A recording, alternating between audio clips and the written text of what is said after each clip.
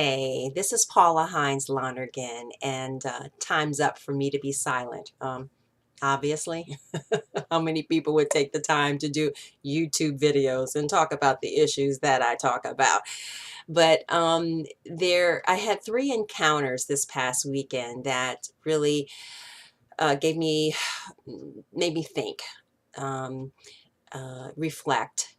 One was a dear darling friend who I've known since she was a teenager, and she actually texted me because she came across my YouTube videos, and she says she found my videos to be powerful and informative, and she called me a strong person. And I was glad she found the videos to be informative and um, and powerful. Now, the strong person I wasn't too sure about because definitely I don't feel strong. I just am sick and tired. And one of the ways that healing can take place is to talk about abuse. So that's what I'm doing. It's interesting because I relate to my dearest friend, how there were just so many people who I knew personally that have been abused like myself. And it's interesting because I was talking to another abuse victim, and she was saying that in conversation with some of her friends, it's like she said that when she mentioned her own abuse, then her friends also spoke about the fact that they too had been abused. It's like somebody needs to break the ice before there's the courage to speak up about it, even amongst girlfriends, you know. Um, that's why I speak up, because once again, like I said, there's too many people that I know that are suffering much like I have suffered because of the abuse that they experienced, and they don't speak up, won't speak up unless somebody speaks up. And my friend, my dear heart, she says, well, knowing that your videos are here, she personally said that she didn't know of anybody, that in her community that had been abused or spoken up about it. But she says if somebody does, she will direct them to these videos. And I was happy to hear that. She personally doesn't know anybody, but I know for a fact, probably on a weekly basis, she speaks to persons who have been abused. That was my first encounter. My second encounter that gave me reason for pause and reflection is with a person that my husband and I we were having, conversation, intellectual. I love intellectual and analytical conversation, and this person did too. And so we were talking about, how we were raised and our life experiences and evolving, how we came to evolve into the person that we are today and how we want to continue to grow and evolve.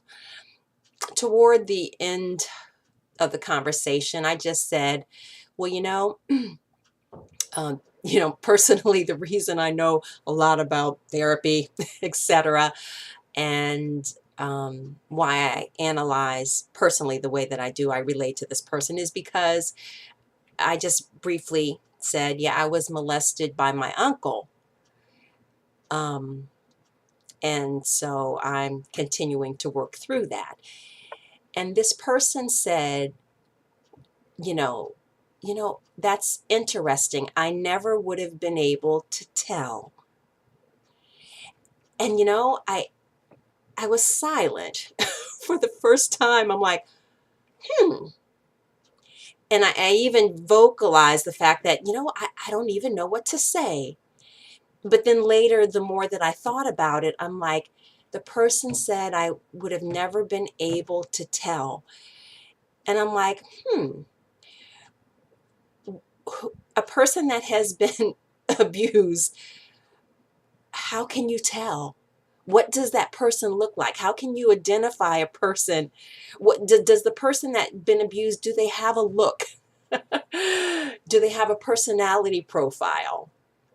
I don't know. These are just things that I got to think about. You know, I mean, was the fact that I'm outgoing, gregarious, excuse me, and silly sometimes, and crazy, you know, is that totally unindicative of the fact that I had an abuser most of my life? I don't know. It's just something to think about, or something I was thinking about. Anyway, anybody have any thought on that? I don't know. I'm reaching out in this in this connection. Um, okay, that was my second encounter. My third encounter was, there's two people, young people that I met most recently, and I wanted to give them a gift, which I did, you know, and in expressing, before I gave them their gift, I just simply stated, yes, in my group therapy, you know, and I told them, you know, why what I gave them is connected to my group therapy. And, you know, it's interesting because these girls do not know me. And I don't know what motivated me to tell them something so personal, that I'm in group therapy. Now, I didn't go into any specifics on what type of group therapy, where, you know, etc. I just felt motivated to tell them. And, you know, and I guess that's kind of where I'm at now. It's like, I just know there's so many people walking around with their secret. And like I said, so many personal experiences of other people that I know. And, you know, I'm just tired of being shamed and silenced. There's just ain't no stopping me now. You know, because people that I encounter, I know they are in their own silence. And people that I know may be currently experiencing some type of abuse, and it may not be sexual abuse, molestation, etc., but it could be other types of abuse which impact their life, their self-perception, their feelings about themselves, affects the decisions that they make, the relationships that they're in. And hey, maybe I overanalyze too much, you know, but I think it's a wonderful thing if a person gets through their life and grows up with a relative stability.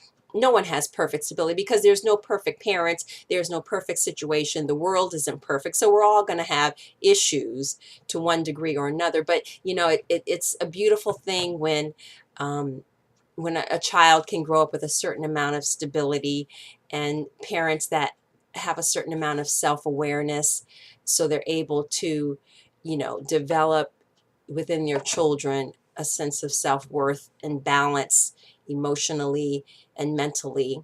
And, you know, even people in the ideal situation, family growing up perhaps, may still, you know, grow up to have issues, you know, because we're all individuals, and, you know, with, you know, our own brain chemistry, our own body chemistry, you know. So there's so many reasons why people become, you know, and I guess they talk about nature versus nurture, you know, and there's so much that we don't know. But what I do know is that if speaking up can help one person, then it's worth it for me not to be secretive about my own experiences.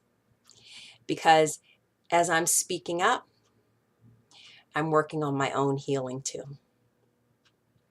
My email address is timesupforsilence@gmail.com. Please send me an email, put a comment in, subscribe to my YouTube channel, support my efforts if you know someone that could benefit from any of the videos that I've made. Of course, I key in on sexual abuse, healing from that. And a lot of the education that I've received is from the book, The Courage to Heal. Okay. And this is an invaluable resource for anybody that suffered sexual abuse, but abuse of all kind, because the results of what a person becomes can be the same. Time's up for silence. Thanks for your support.